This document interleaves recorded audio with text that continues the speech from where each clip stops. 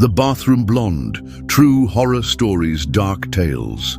Every culture carries its own collection of urban legends, stories whispered from one generation to the next, often told in dimly lit rooms at sleepovers or on school grounds. These tales are designed to frighten, to entertain, but sometimes to warn. In Brazil, one of the most haunting legends ever passed among children is the story of A Loira do Banheiro, the Bathroom Blonde. The tale is so deeply rooted in the collective imagination that it has taken on countless variations. Some say she was once a beautiful young woman, cursed to forever haunt school restrooms. Others claim she was the victim of a brutal crime, trapped in a limbo of rage and sorrow. What unites all versions of the story is this: if you dare to summon her, she will appear, and if she appears, you may not live to tell what you saw. For decades, children have been daring each other to perform the ritual. The instructions differ depending on who tells the story. Sometimes it involves knocking 3 times on a bathroom stall. Other times it requires saying her name aloud while staring into the mirror. There are versions where you must flush the toilet 3 times or comb your hair in silence while whispering her name. No matter the details, one thing remains the same: she comes. But what happens after she arrives? That part of the story is often shrouded in mystery. Some claim she merely screams, sending children fleeing in terror. Others say she drags her victims into the mirror itself, trapping them in a dimension of endless suffering. And there are even darker versions, ones where she scratches, strangles, or marks those who disturb her slumber, condemning them to nightmares that never fade. It is easy to dismiss such tales as childish fantasies, yet hidden within the laughter of children daring one another, there are whispers of true encounters, accounts from teachers who swore they heard unexplainable noises echoing from empty bathrooms late at night, students who refused to use certain stalls, claiming they saw a pale woman's reflection in the mirror, even when no one was there. What if the Bathroom Blonde is more than just a myth? What if her story is not simply a bedtime tale, but the echo of something real?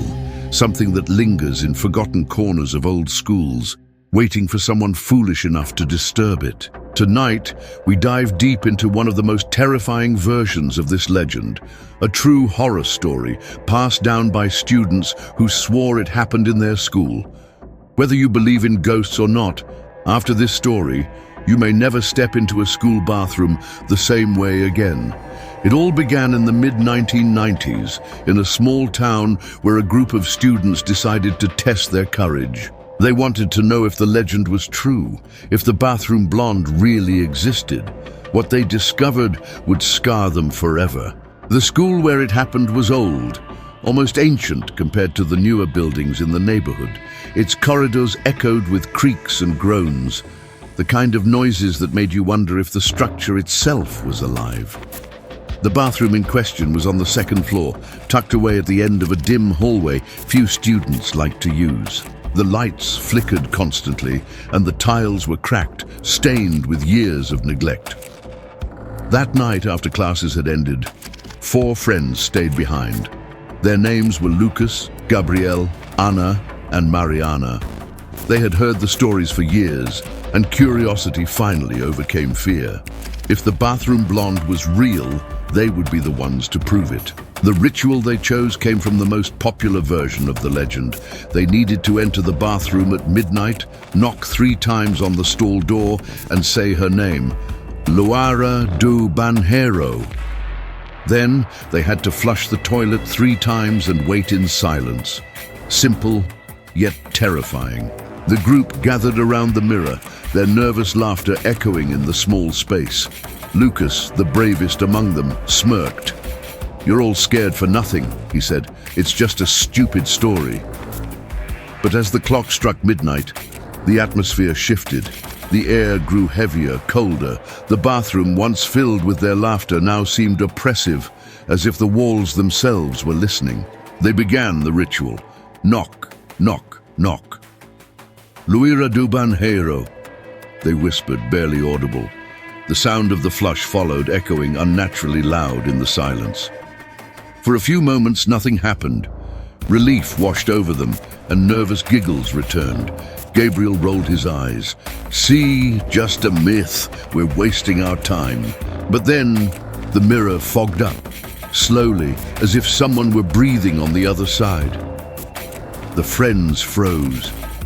The air smelled faintly of perfume, sweet but suffocating, mixed with something metallic, like blood.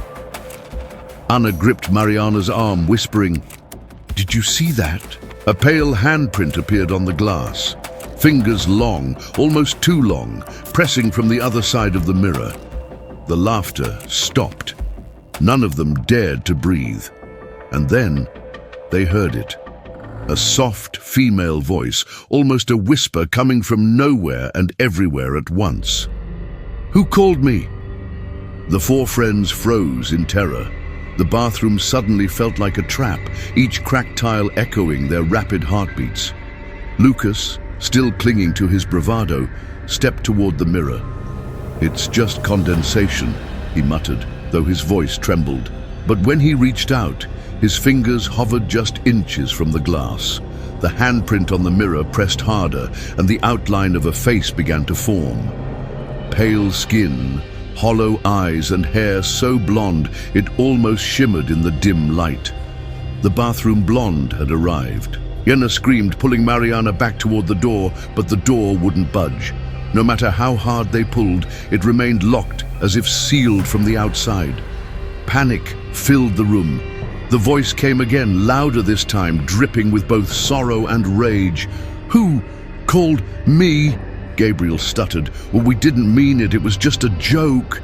The lights flickered violently, plunging the bathroom into darkness for a split second. When they flicked back on, the figure in the mirror was gone. For a brief moment, silence filled the room. Then came the sound of footsteps, heels clicking against the tiles from one of the stalls. Each friend turned slowly toward the sound. The stall door creaked open, though no one had touched it. A wave of cold air swept across the bathroom. Mariana whispered, "We have to leave. Now." Lucas, pale and sweating, finally dropped his act of courage.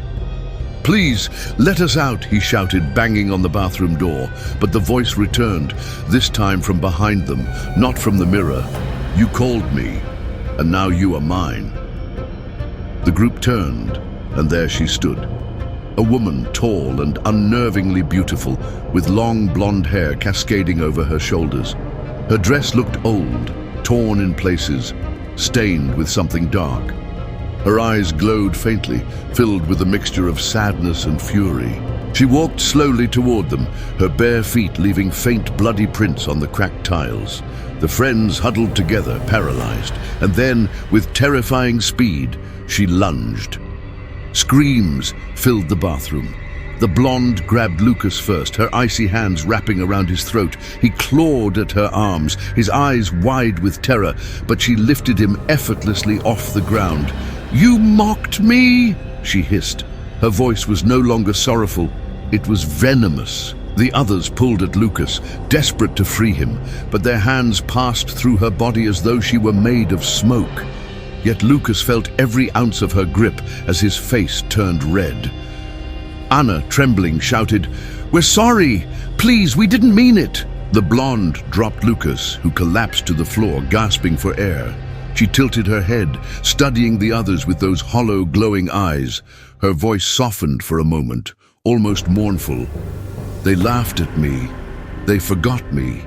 And now I remind them." Mariana whispered to Anna, "She's not just a ghost, she's angry." Suddenly, the bathroom stalls slammed shut one by one, the sound echoing like gunshots. The lights flickered, plunging them into near darkness again. The air filled with the scent of perfume and decay. Gabriel, shaking uncontrollably, fell to his knees. "Please! What do you want from us?" The blonde leaned close to him, her face inches from his. Her breath was cold, carrying the metallic stench of blood. "I want to be remembered." The words sent chills down their spines. The legend was not just a tale of summoning a ghost. It was a punishment for forgetting her story, for mocking her death. The mirror fogged again, but this time letters formed on the glass. Words scratched as if written by invisible nails. "Say my name." The friends hesitated, but the blonde shrieked, a sound so piercing it shattered one of the bathroom bulbs. Covering their ears, they realized they had no choice. One by one, their voices trembling, they whispered, "Luira do Banheiro." The spirit smiled. For the first time, she seemed almost at peace. But peace was not mercy. The bathroom door unlocked and swung open on its own. The blonde's final words echoed in their ears as she faded into mist. "Tell my story, or join me." The friends bolted from the bathroom, tears streaming down their faces, never daring to look back. The four friends ran as fast as their legs would carry them, their footsteps echoing down the deserted hallway. When they finally burst through the school's front doors, the cold night air hit them like a wave of freedom. But even then, none of them felt safe. It was as if the bathroom blonde's eyes still followed them, burning into their backs. For days afterward, the group avoided talking about what had happened. Lucas bore faint bruises around his neck, evidence that something real, had tried to strangle him. Yet whenever someone asked, he lied, claiming it was just a sports injury. The others remained silent, afraid that speaking her name again might bring her back. But silence did not keep her away. At night, Lena began hearing footsteps outside her bedroom door, even when she was home alone. Mariana swore she saw a pale face staring at her through the bathroom mirror at home, though she lived miles away from the school. Gabriel woke up with scratches on his arms, deep red lines that hadn't been there the night before. It was clear, summoning the bathroom blonde had consequences. They had opened a door they could not close. Finally, Lucas confessed what none of them wanted to admit. She told us to tell her story.